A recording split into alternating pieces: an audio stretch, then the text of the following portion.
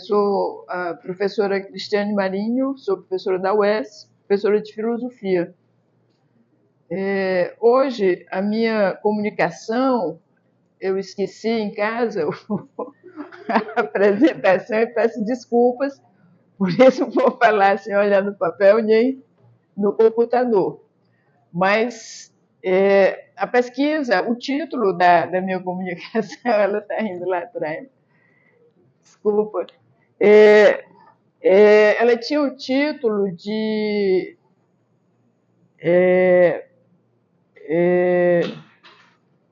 bom, eu também não lembro do título, né? Mas ela falava da formação das mulheres no Brasil a partir das políticas educacionais, né? Então, pensar as políticas educacionais brasileiras numa perspectiva da formação de gênero, né?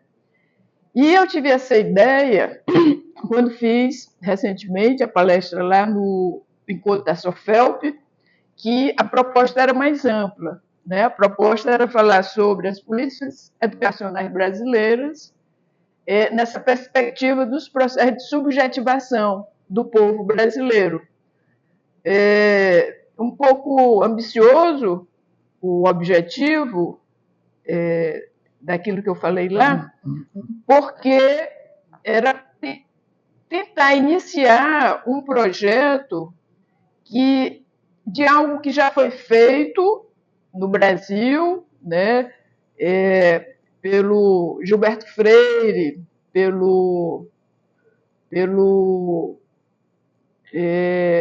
Darcy Ribeiro, né, e pelo menos eu não encontrei nenhuma forma de produção nessa perspectiva de compreender os processos de subjetivação do povo brasileiro a partir do pensamento de Foucault, né? Então, o negócio é meio ambicioso, né? E eu iniciaria, então, de um determinado período. Essa foi a minha proposta lá na Sofelp, né? Depois eu diminuí para apresentar aqui a proposta das políticas educacionais brasileiras e os processos de subjetivação, né, de gênero aqui no Brasil. Mas aí depois eu ampliei mais, porque aí eu vou fazer um pós-doc lá em Évora, em Portugal, e tinha que ter uma ligação entre Portugal e Brasil. Eu ampliei, mas não deixei de lado os objetivos dessas duas propostas. Porque então a minha ideia agora é pegar o que o salazarismo acabou influenciando ou não a era Vargas, né, de 37 a 45, e como é que a era Vargas, de certa forma, tem uma influência, né, dessas políticas educacionais no salazarismo, né, e como é que isso acaba repercutindo a partir da influência das políticas educacionais, como é que ela acaba repercutindo não só naquela época, mas, a meu ver, acaba também determinando o processo de subjetivação do período militar de 64 e, muito recentemente, do bolsonarismo. Porque, se você for ver, é a mesma receita. Autoritarismo, militarismo, conservadorismo, degradação do papel da mulher, etc, etc, etc. Né? Então, da mesma forma que as outras propostas, o referencial teórico também é Foucault, né? E, obviamente, e certamente entrará Butler, né, dentro das questões relativas à precariedade das vidas, aos processos de subjetivação, certamente, porque também dentro dessa estrutura, que para mim ainda está um pouco confusa, mas ao mesmo tempo está clara, né, Eu pretendo, então, lançar mão, como principal referencial teórico, o Foucault, daquela perspectiva dos processos de subjetivação dentro de uma lógica da biopolítica, da governamentalidade, né? Porque então o que você tem, pelo menos o que eu tenho pensado até agora, pelo menos em função do período 37-45 da era Vargas, é precisamente essa governamentalidade, como é que essa governamentalidade, influenciada por um período fascista, que é do Salazar, e que, de certa forma, o Vargas, Getúlio Vargas, acaba repercutindo aqui no Brasil, com suas especificidades, é claro, né? Mas o que você tem é uma condução de condutas. Né? Eu cito só um exemplo. Foi no período Vargas que a mulher teve o direito a voto. Mas, de fato, ela só vai começar a votar em 42. Por quê? Para quê? Como? Né? E tantas outras coisas que estão presentes, tanto lá como aqui.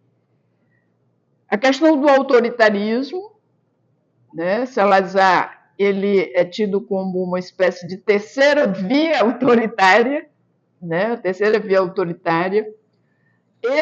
Ele foi o maior influenciador de extrema-direita, depois de Hitler e de Mussolini.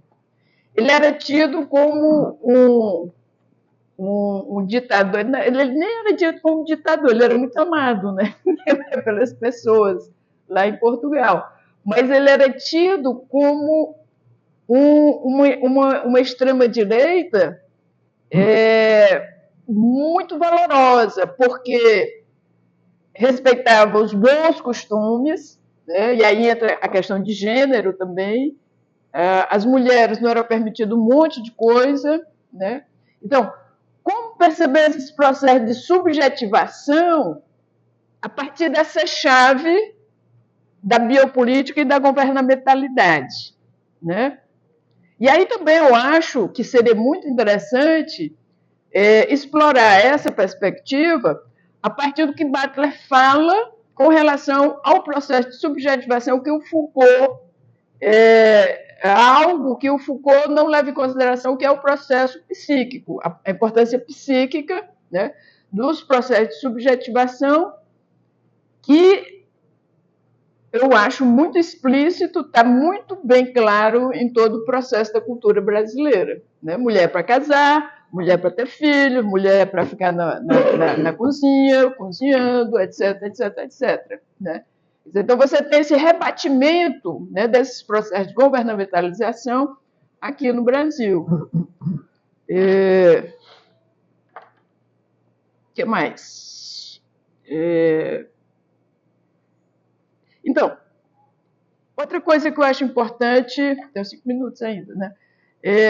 Outra coisa que eu acho importante, então, é como foram, né, as políticas educacionais e como isso rebateram nesses processamentos subjetivos. Né? E alguém pode estar perguntando, e por que a política educacional?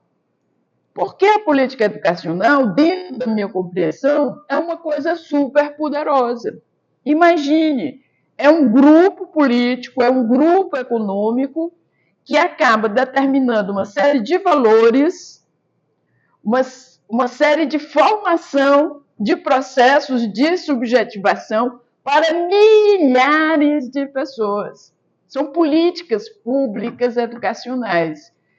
Elas determinam o que você vai aprender para milhares de pessoas daquele estado, naquele país, né?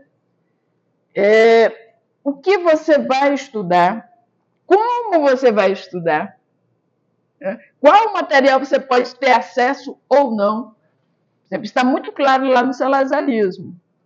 O material relativo a políticas educacionais, que eu já andei dando uma olhada, é impressionante. Parece que você está na era Bolsonaro. Né? é aquela casa bonitinha, limpinha, a mulher varrendo, propagandas mesmo do governo, né? A ideia do casamento perfeito, heterossexual, certamente, não pode ser homoafetivo, né? Porque senão você vai para a cadeia, né? Assim que eles faziam, como na época também do Franco, né? Era a mesma coisa. Então, é impressionante o número, né, de pessoas que podem ser determinadas a partir dessas políticas educacionais. Quer dizer, é um dispositivo de controle, é um dispositivo de normatização, de normalização, e o que mais queira, que acaba por produzir uma certa estereotipia, né? Então, daí também porque, né, o meu interesse pelo rebatimento das políticas educacionais, né? E se você for ver, de certa forma, isso acontece ainda hoje, aliás, acontece ainda hoje determinadas consequências da era Vargas, né? Porque, cito só um exemplo, né? Nós, mulheres, no Brasil, fomos ter acesso à educação muito tardiamente, né? Não estou lembrado do ano, mas até determinado ano, lá do século passado, ou foi do início do século, esse que está agora, é que a gente teve acesso à educação. Isso, se você for pensar em cascata, isso acaba repercutindo muito tardiamente, por exemplo, a questão de não termos filósofas na academia ensinando. Porque como é que os homens chegaram mais cedo porque nos foi tirado o direito de estudarmos e nos formarmos e termos acesso a uma série de formação intelectual, né? Então, daí a importância, a meu ver, das políticas educacionais, né? Sejam brasileiras, sejam espanholas, estadunidenses, o que for. Mas é algo que acaba determinando milhões de pessoas, né? E isso, obviamente, é determinado por grupos sociais, por grupos econômicos, né? Por grupos morais, inclusive, e aí entraria uma outra questão, um outro elemento, né, importante para esses processos de subjetivação, que é, por exemplo, a questão religiosa, que está muito presente, tanto em Franco, quanto em Vargas, quanto no bolsonarismo. E só para fechar, acabou meus 15 minutos, eu falava que é impressionante como a história se repete, né? E, de fato, vai se repetir. Tudo que você encontra lá no salazarismo, a questão do machismo, do conservadorismo, do militarismo, né, dos benefícios pactuados e compactuados com o capitalismo, vai se repetir.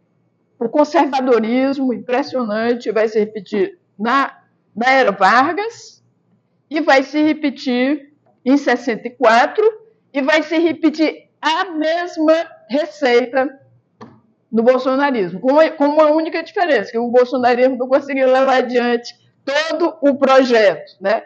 Mas, em parte, muita coisa do que foi pensado, inclusive em termos de políticas educacionais, ainda está vigorando hoje, né? Poderia ter sido pior se ele tivesse ganhado as eleições, ele e o grupo dele, né? Mas é isso.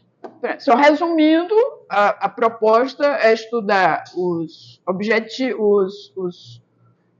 efeitos, né, das políticas educacionais nessa perspectiva dos processos de subjetivação dentro da governamentalidade biopolítica. Obrigada.